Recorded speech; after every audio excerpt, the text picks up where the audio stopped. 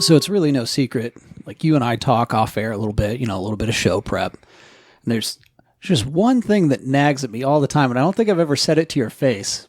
But now that stuff's being recorded, I think I can say it. And I don't think you can hit me. I think if it's on the internet, then I have evidence. That sounds promising. Yeah.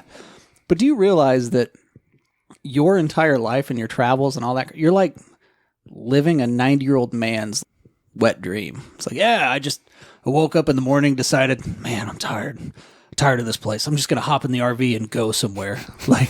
I'm a 90-year-old man. That's what you're saying? That's what I'm saying. I'm like, every retired person you've ever talked to, that's pretty much your life, except you wrestle people on the way. Well, I'd love to have an RV. That would make my life so much better. I had an Astrovan for a while, and that was awesome enough. Imagine if I had an RV. So you had a vanity plate on the Firebird. Yeah. But not on the Astrovan. No, I decided I couldn't afford it anymore. I got into wrestling. I couldn't afford a vanity plate. $40. Yeah, but you could afford to paint your van half purple and half green. That was $250. Mako cut me a hell of a deal on that 2-color paint job, bro. Seriously, I bet. And I know I just said we were talking a little bit before the show, but I bet just my crack about retired people, there's got to be something that springs to mind. They're like, yep, one week I was kind of bored, so we just went and stopped 4 or 5 places just because we're all broke, friggin' semi-retired people. Oh, yeah, for sure. Actually, I have this crazy idea of different road trips I just want to take for no reason. I thought, hey, we should wake up someday and just choose a random mileage number, 400 miles, and then just pick a direction, boom, southwest, and just drive, see where it leads, spend a day in that city, and drive home. How cool would that be? Like St. Leon? St. Leon. Yeah. So, hey, we're just going to drive an hour and 45 minutes east, and then the hour marker will just turn straight south. See where it leads up. It could be awesome. Well, what if it's terrible? That's fine. It's a story. It's a road trip. Road trips are awesome. If you're with your friends, then road trips are just great. Give me the most uneventful road trip, that just springs to your head. Run me through that, and I'm going to tell you if it's entertaining. Okay. I have a few road trips that spring into my head. Obviously Montana, that was awesome. Then we have another one where some of my boys in Michigan were just hey, do you want to go to Florida for a day? But one of my favorite ones, it was just this awesome trip. It was the longest one, which was San Francisco on a few hours notice. From Indiana to San Francisco? Yeah, from Indianapolis to San Francisco. What in what? What were you physically in for the trip? Okay, so the trip started when my friend Adam Bueller hit me up and was like, hey, man, there's a show in San Francisco just outside. I think it was Atwood in NorCal. He's like, on Tuesday, do you want to go? I was like, well, yeah, for sure. And we're just going to gloss over you're saying NorCal. NorCal. Yeah, there's a SoCal, there's a NorCal, right? That's what they call it, right? I don't have any idea. I'm just going to go with you. But I think it's romantic that you could call your home NorCal. And that just lets you know where you're from and what you're about, right?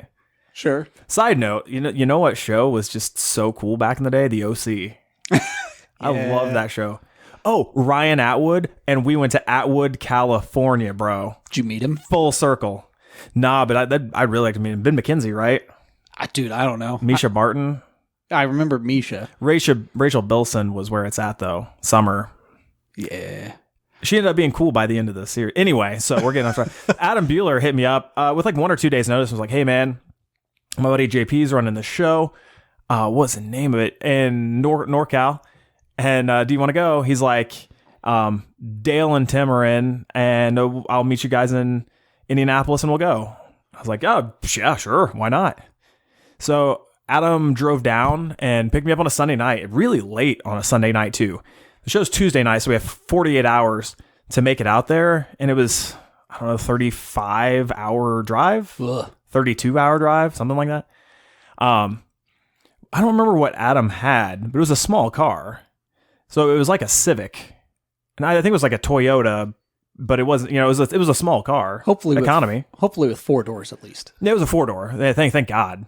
But I did drive to Buffalo and Niagara Falls on the Canada side one whole weekend with my buddy in the back of his Mustang, even though his little wife was in the front seat. She was so small. Why would someone do that to you? I guess I was paying dues or I don't know. I was still 6'1". I distinctly remember being tall. I distinctly remember being 6'1", and she's 5'2". Anyway, I've gotten over it. Obviously. Yeah. So he picks us up on a Saturday night, and we just start driving, and we're like, okay, well, we have, barring traffic, if we hit that at any point, we have like a couple hours to spare. We could probably make a few stops on the way. So like, all right, well, we'll figure out some stuff when it comes up. So we just start driving west, like due west. There's a lot of nothing in the middle of this country.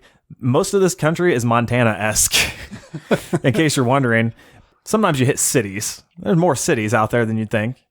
And then I can't remember like who called out the first few places to be, but the first place we stopped up top in Utah on the top of just some beautiful cliffs. And we just looked down into the canyon and walked around for like an hour. That was pretty sweet.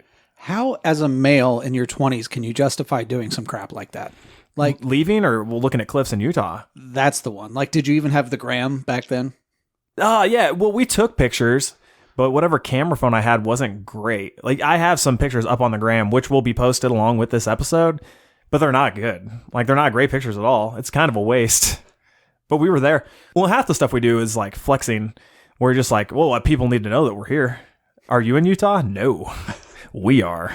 You know what's happening right now? Utah, baby. Because we out here. Yeah. And people are just going to assume, like, man, it must be something cool out there.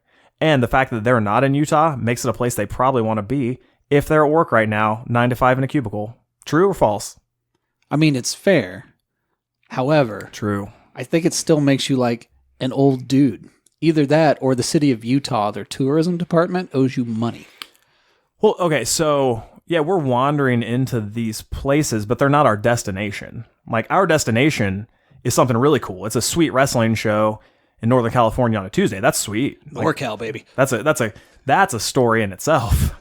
So these are just places we're stopping. We're not like old people that are like, you know what? I really want to see the Hoover Dam. It's going to stop at the dam. You're hating on the Hoover Dam, the guy who went to a cliff in Utah because it's scenic. Yeah, if the Hoover Dam had been on the way, we would have stopped there. But that's an addition to our trip. This isn't the end game, Pete. This is just scenery on the way. Yeah. So other than, the totally heterosexual cliffs that you all stopped and held hands at. It was romantic. Visited, I mean, yeah. What else did you see? Why don't you joked if like I turned Mormon in Utah? Like, nah, I didn't.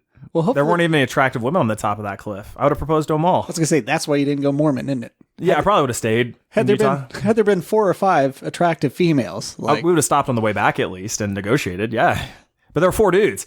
We would have had to come across like 16 females. That's a lot of people to be on a cliff in Utah. We were the only ones. Romantic, secluded. Not a lot of people stopping there. So anyway, we leave Utah. We keep driving west. And then we must have been in the car about 24 hours, 27 hours or something like that. Because we're like, you know what? We need to stop in Las Vegas. Why wouldn't we want to go to the Strip? None of us have ever been to the Strip except when I was 10. And I don't remember that because I was 10. Clearly, you guys stopped to gamble, drink like a yard of margarita, get wasted, shoot craps, that kind of thing, right? Absolutely. So when we got there at 3 a.m., we were very disappointed to realize that everything is closed and no one's out. I thought Las Vegas was going to be a city where people party all night. Tokyo people party all night. You party till at least 7 a.m. What day of the week was this? Tuesday. I mean, I think that might be your problem. Tuesday morning. Still, Tokyo never sleeps. That's a slogan of theirs. Like, Tokyo never sleeps. If you go out at 6 a.m. on a Tuesday morning, a Wednesday morning, a Thursday morning, there's people walk of shaming and going back to their place and getting on the train, and they're totally still going to be at work on time the next day because that's just the culture.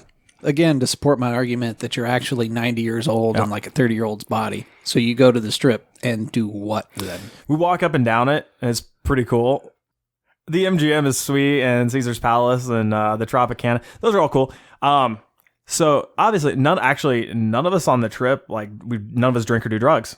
Like three of us are straight edge. So we're not even looking to have that kind of fun. Is Bueller straight edge? Yeah. No, he's not. Totally. Man. That's like a big thing in his life. Does he have the tattoo on the inside of his lip? No, he didn't have any tattoos. He's got a lot of scars, though. Those are actually cooler tattoos. They're better stories.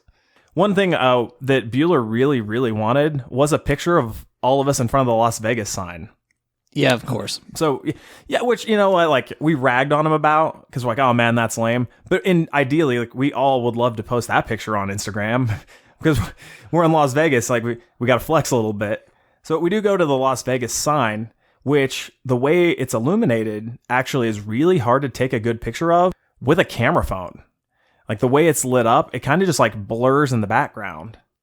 But there is the swindler in front of the sign to make sure you get a good picture. There's this dude with like this big light, like on the end of a broom, that he can flip on the light, and I don't know what it counterbalances, but all of a sudden it like shows up perfectly in your picture, and he'll gladly take all your cell phones and take a picture of you guys on your cell phone just for you. Of course he will. For the low price of $5 per individual, which he tells you after he takes the pictures. Of course he does. Yep. So this dude like goes into straight hustle and con mode. And he's like, you know what? This is the type of memory that's going to last a lifetime. Las Vegas this, Las Vegas that, you know, one of the hubs of tourism in the entire world. He goes on this big spiel. He's like, yeah, you'll never forget it. You'll never forget this trip. Da, da, da, da, da. He's like, you know what? I'm just glad I could help be a part of that. I just want to let you know that like tipping is appreciated and recommended. And usually it's about $5 per person. And I'm sure you showed all your grandkids. This is breaking the fourth. Showed all my followers. This is breaking the fourth wall a little bit. Jake is sitting in a newly acquired studio chair, and I failed to mention that the reason the place was giving it away is because the lifter does not stay lifted. I've been trying to raise it for the last 10 minutes, and it's just not working. So if you need to pull on the arm of that mic right now, I'll edit it out if it makes sense. I'm gonna give you. I'm like a baby bird sticking my face up to the microphone here. Hold on, and down. There we go. Perfect. So now my neck can take a rest. So anyway, it was at that point when the guy was like, "Oh, $5 a person," where myself, Tim, and Dale all looked at each other and were like, "Well, Adam, tip the man," and the three of us just walked away. And Adam had to pull out a 20 and give it to him. That sounds like a solid plan. Yeah, that's pretty funny. We're like, "You wanted the picture," and we all acted like we didn't want the picture, but we all posted it for sure. So thanks, Adam. He'll probably hopefully listen to this. I owe you $5. After that, we go ahead and we're like, all right, we'll keep going. So we get into California and we're like, well, we need to stop in LA. We need to stop at a beach or whatever. So I don't remember if we stopped at Long Beach or Huntington Beach. I want to say we stopped in Long Beach. And I actually have a friend out there that I made through Twitter that we'd never met or anything. We just like joked around a lot and whatnot. So I was like, this is how people get abducted, Jake. Don't advocate this. She's a pretty small female. Well, I guess I didn't know that. Could have been a big dude. That's right. And his three friends. You ever heard of catfishing? Yeah. Man, glad Amy didn't do that to me. But so like I was like, hey, like, and she works in Hollywood. I'm like, hey, so you know you work in Hollywood, probably super busy. I think you should probably take some of your afternoon off and come hang out.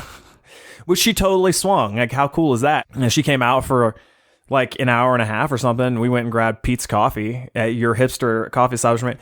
I don't remember what origin we got, but it was delicious. All it took was, hey, well, probably not her, but all it takes for you, the listener, hey, baby girl. Yeah. Oh man, if I'd thrown that line out, oh dude, I might have moved to California. All because of that Ethiopian blend and Ethiopian single origin, not a blend. Yeah, the pour over. So I got to chill with her for a minute, and the dudes walked up and down the beach, and then I joined them for a minute. So we had like, an hour and a half of the beach. Totally enough time to really take it all in. And then boom, headed up to NorCal. We did the show on a Tuesday, and dude, everyone was super awesome. Like they were just so thankful we were there. Like we didn't get paid very much, but we had all fun matches. Dude, Adam had one of the best matches I've ever seen him have. Tim and I had a sweet tag match. Michael had a sweet singles match. What? No, I'm sure the money wasn't important because you're still getting those Social Security checks. Thanks. We did the show, and that's like the least consequential part of the story. But it was the whole point of the story was that we went and did this show on a Tuesday, and we made some super sweet new friends, and actually got like the hookup with a bunch of different companies in California. But maybe we weren't good enough because none of us have been invited back solo. except Adam, and it's because he does death matches and stuff. Unrelated. Do any of you know how to play shuffleboard? Nah, but if I was on a cruise, I'd probably learn. Oh, dude, I mean, lie to me and say a story for another day. Even if you have no aspirations before, I think the aspiration now should be to book a show on a cruise ship. Jericho has a show on a cruise. Did you know that when you said it? No, but my boy Jericho. I want to your ongoing joke of the show. Chris Jericho has the Jericho Cruise. So you gonna get on that or what? Man, I hope he listens to the show. I'm sure I'll tag him. He has to listen. Tag the hell out of him. I mean, he's got like 20 minutes to spare to listen to this. Some of his boys that were on a show last year, I hit up about trying to get on their company. So that's, not going to happen. Look, man, if it's not Chris, it's not shit. I've never met him. Dude. Chris, look, man, Jake's too humble to grovel. I'm not. Plus, we're about to release a Super Fire mixtape. Like, you're going a part of this. Ground level, dog. He's a music guy, too. I could open for Fozzy. He's got a band. I could spit fire before they play fire. Boom. So we wrestle, and then we're like, all right, we're gonna head on home now, and we don't have anywhere to be. We're like, we kind of just want to get home because after the show, you're like, well, you want to make up time, but we decided we're gonna stop in one more place. Adam wanted to stop in Good Springs, Nevada, on the way home. What the hell is that? So I had no idea. I've never heard of Good Springs, Nevada, and he kind of explained it poorly. He's like, oh, yeah, it's the site of Fallout New Vegas. Well, you're super into gaming, so I'm sure you get it. Yeah, I've never played the game, and I knew nothing about it. I was like, man, this is going to be like a super waste of time. We pull into Good Springs, Nevada, and we go into this bar or whatever restaurant. I don't recall what it was. We actually start learning about the town, and the locals start telling us stuff, and we're reading like whatever on the wall. And then we walk around the city. It was actually super awesome. It's this ghost town. It's out in the middle of nowhere. And Adam was like ranting and raving the whole time about how it's exactly the setup in the game Fallout New Vegas, which has made it that much better. So was he like your tour guide? Oh, guys, actually, if we hang a left here. Yeah, he knew exactly where everything was because he's a video game dude. Well, as are you. Should Obsidian or Bethesda be listening? Yeah, obviously. I mean, if they're looking for a likeness to use. Again, Jake's too proud to grovel. I'm not. So I know all about all the games. Boom. I'm a big Idea Factory guy. Oh, crap. Now Top I'm out of my depth. Anyway, well, I used to live in Japan, Pete. Yeah, so never sleeps and whatnot. Know a lot about it. So anyway, we hear about like all the ghost stories and stuff from this place, and there's bullet holes in the wall from legitimately when someone went Wild West and just shot the hell out of someone else. That's really cool. Like to feel a bullet hole in a wall that's been there for like 200 years. How cool is that? Just sounds like every day. I mean here in Indy, dog. That's true. I used to spend a lot of time at 10th and Posts, but the bullet holes in houses and stuff down there just aren't as glorious. They don't have the historical significance. Yeah, it's not like anything to do with the Western migration or America being founded or anything. It's just, gang violence. But there's romantic stuff about gang violence. Biggie and Tupac, like that's some romance behind there. Not saying that there's anything that we didn't know about Biggie and Tupac together. I don't know how to navigate away from that one either. So we stopped there. That was actually like the coolest stop on the whole trip. And then we just floored it as much as we could on the way back. And I drove most of the way back because Adam kept frustrating the hell out of me when he was driving out there. If the speed limit was 70, he would start off at 70, and then he would look at his phone and start texting and checking Facebook and stuff, and then slowly go like 65, 60, 55, 50, 45. And about every time he hit 45, he would look down at the odometer and be like, oh, shoot. And they'd speed back up to 70 for like a minute, and they'd start playing on his phone again, and we'd drop back down to 45. Dude, this happened for 21 straight hours. He drove the first 21 straight hours.